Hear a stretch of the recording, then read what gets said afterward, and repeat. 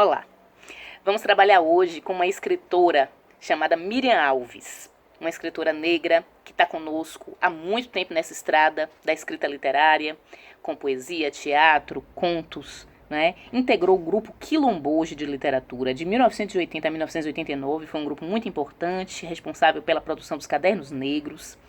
Publicou os livros Momentos de Busca, em 1983, um livro de poesias, Estrela nos Dedos, em 1985, um livro de poesias também, a peça Terra Mara, em 1988, em coautoria com Arnaldo Xavier e Cuti, dois grandes e importantes escritores nossos, a Brasil Afro Autorrevelado, um ensaio, em 2010, Mulher Matriz, Mulher Matiz, Contos, de 2011, e coorganizou alguns livros com autorias diversas de mulheres e está presente em diversas coletâneas. A Miriam Alves é muito conhecida, a gente tem que falar dela, né? Conhecer a obra dela, conhecer o imaginário poético, narrativo dessa grande escritora. Essa coletânea da qual eu tiro o conto que lerei chama-se Olhos de Azeviche. 10 escritoras negras que estão renovando a literatura brasileira. Miriam Alves certamente é uma delas, não só que está renovando, mas está construindo essa literatura. Editado pela Malê, que é uma editora negra nossa, e nós temos esse livro na Biblioteca Mentes Livres. Bom, o conto que eu vou ler hoje é Os Olhos Verdes de Esmeralda. É um conto muito conhecido da Miriam Alves, da nossa querida Miriam Alves, e a gente precisa falar um pouco sobre ele, lê-lo, né, experimentar um pouco as sensações, os imaginários que dele emergem, e refletir sobre as questões que ele traz. Então, o objetivo da aula de hoje é esse, vamos lá.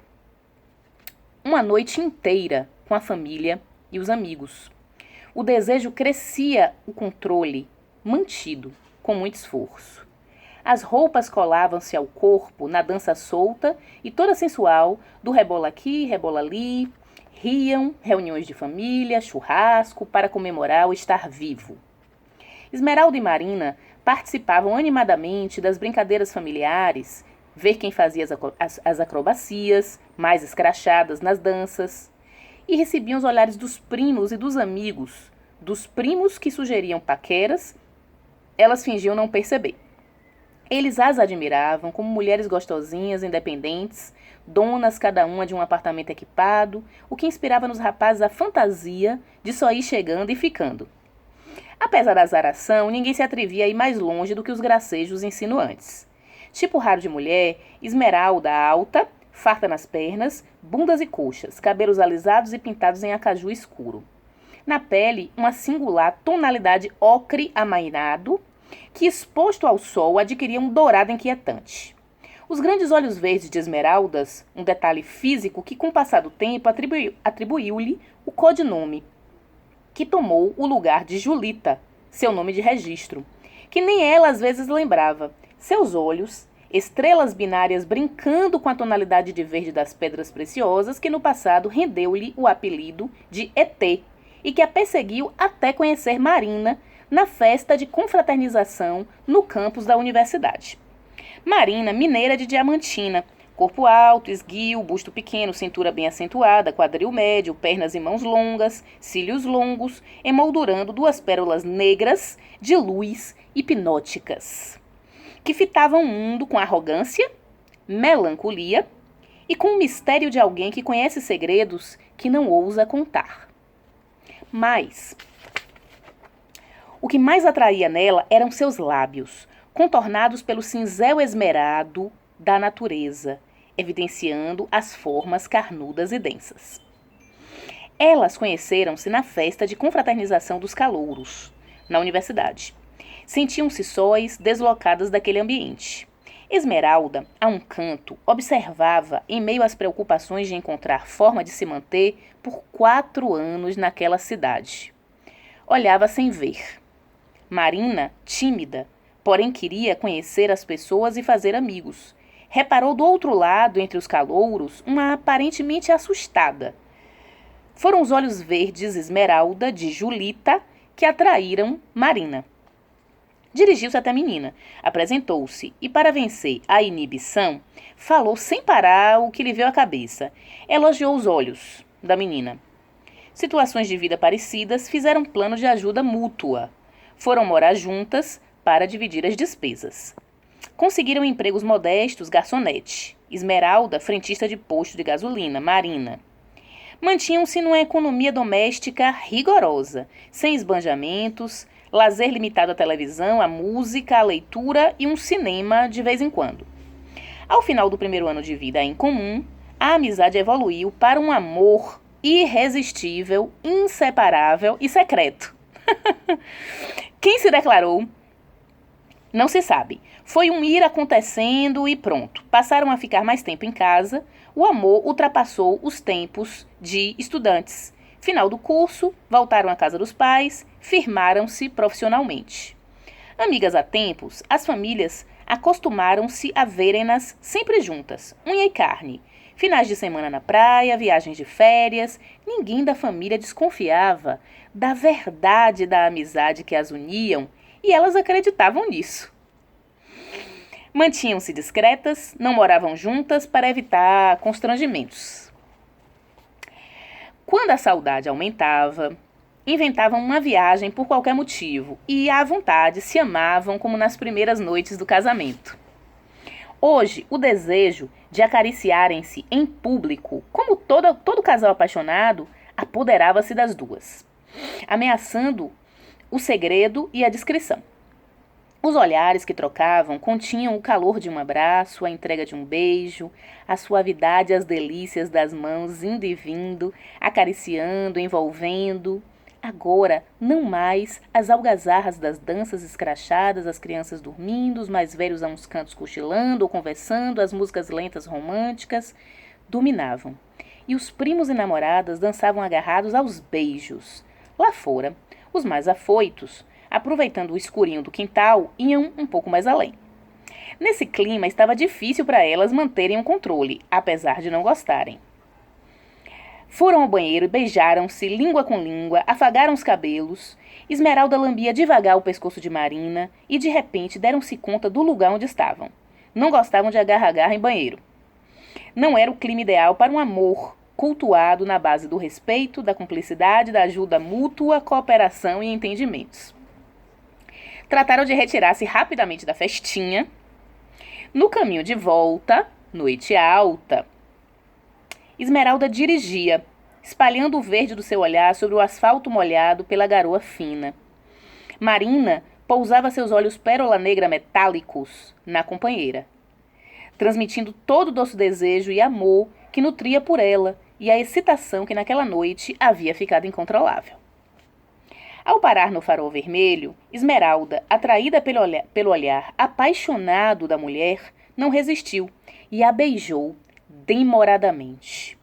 O farol abriu. Ela, dominada pela emoção, envolvida pelo beijo que adoçou seus sentimentos com substâncias afrodisíacas, antes de cambiar a marcha, apertou com carinho a entrecoxa de Marina, que murmurou um ai sensual. Apaixonado e entregue, imaginou-se beijando, apalpando, já no elevador do condomínio, da garagem até o 8º andar, sem riscos de serem surpreendidas.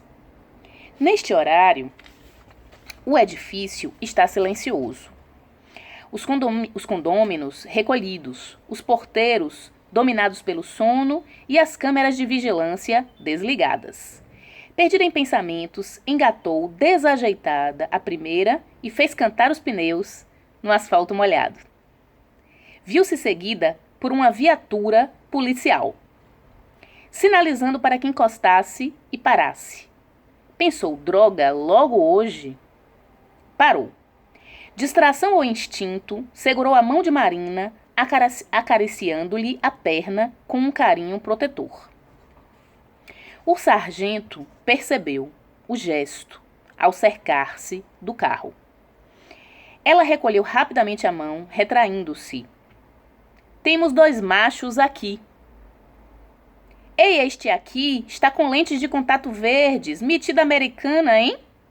Falou, apertando rudemente o rosto de Esmeralda, entre o indicativo e o polegar.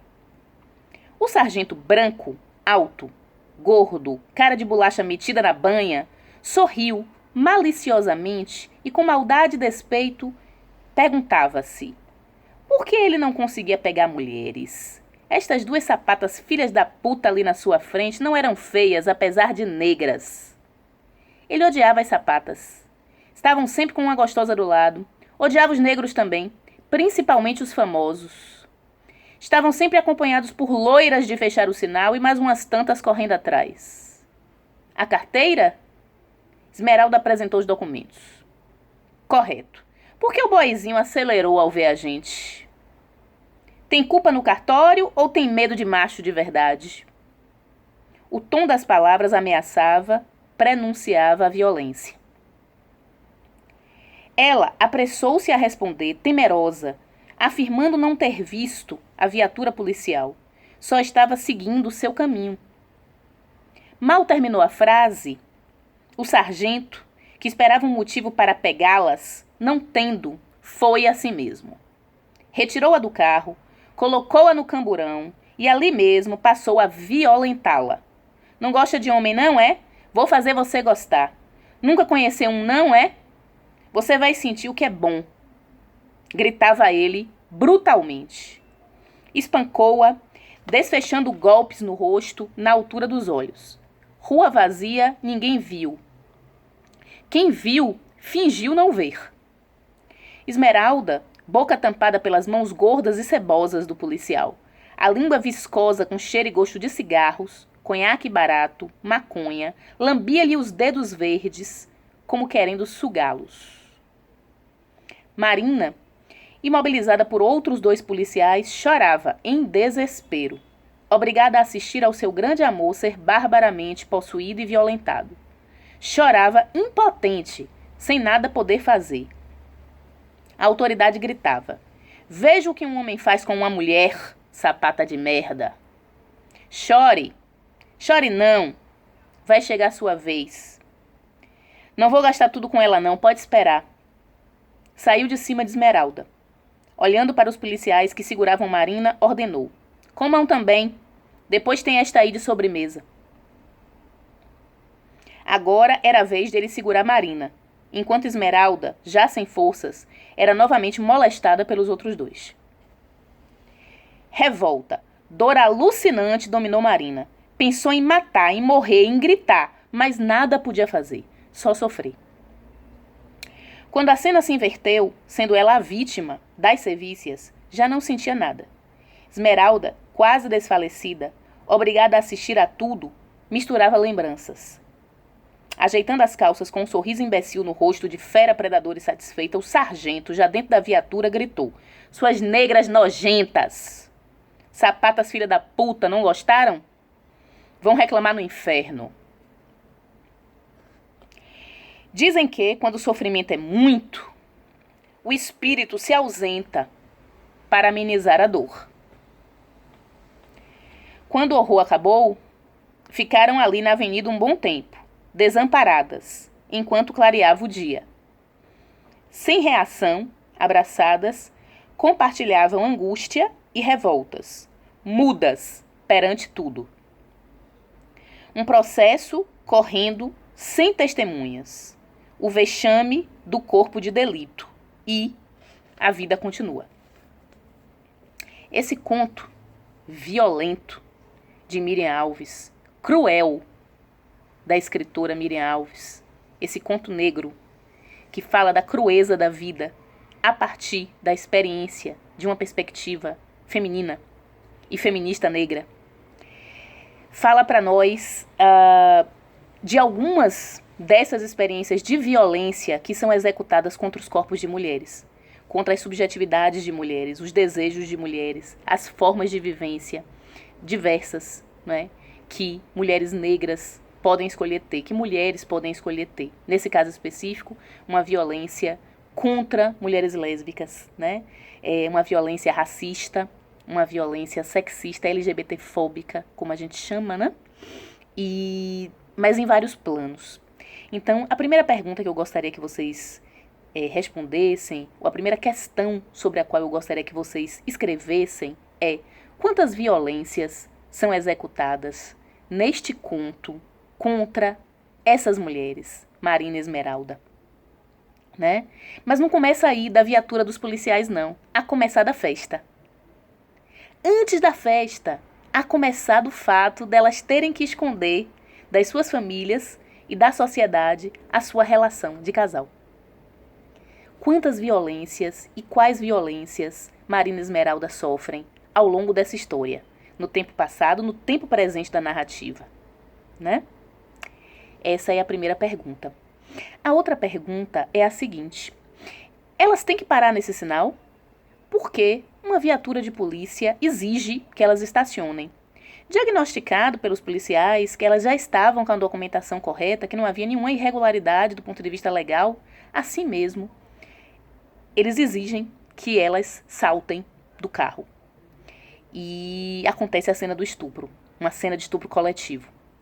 E o que eu gostaria de perguntar para vocês é: essa cena se configura como abuso de autoridade? O que é abuso de autoridade? Até onde uma autoridade pode ir no exercício da lei? Então essa é a segunda pergunta, não é? O que é abuso de autoridade? Esse conto fala de abuso de autoridade? A terceira pergunta, mais pessoal, mais subjetiva, né? Eu gostaria que vocês escrevessem, se quiserem, né? Se acharem que é o tempo de falar, porque elas ficam mudas depois da cena. Elas não conseguem falar, elas não conseguem reagir. Olha que frase linda de Miriam Alves, baseada inclusive na questão do trauma, né? Dizem que quando a violência é muita, a alma sai do corpo, para que não veja todo aquele gesto que está lhe impingindo uma dor sem fim, uma dor sem tamanho. A alma sai do corpo. E quando a alma sai do corpo, a gente não consegue reagir. Então, isso gera um trauma, né? É uma experiência traumática. A terceira pergunta tem a ver com isso. Eu gostaria de sugerir a vocês, pedir a vocês, se possível for, se quiserem falar sobre isso. Se não, simplesmente escrevam. Número 3, prefiro não falar sobre isso. Ou não me sinto preparada para falar sobre isso. Há alguma violência traumática que você tenha sofrido? Algum abuso de autoridade? Alguma passagem de limite de que você se recorde, na qual sua alma tenha saído do corpo e você não tenha conseguido reagir por autoproteção e autocuidado? Você consegue falar sobre isso? Então é isso. Eu fico com vocês mais uma vez aqui, dessa distância cuidadosa, dessa distância atenciosa. Nós estamos indo semanalmente ao Conjunto Penal Feminino. Continuamos realizando as doações da sociedade civil organizada em torno de vocês, de alimentos, produtos de higiene pessoal, produtos de limpeza, livros. Continuamos tomando cuidado com a provocação da sociedade para que as visitas retornem o mais brevemente possível e que os processos judiciais sejam vistos, não é? Que não se perca de vista essa questão, que não se perca de vista a questão do cuidado com a saúde de vocês nesse momento de pandemia, não é? E que não se perca de vista que vocês existem, são pessoas com vidas, com familiares, com passados, com trajetórias, com futuros, com desejos. Então é isso. Um grande abraço e a gente se vê na próxima semana.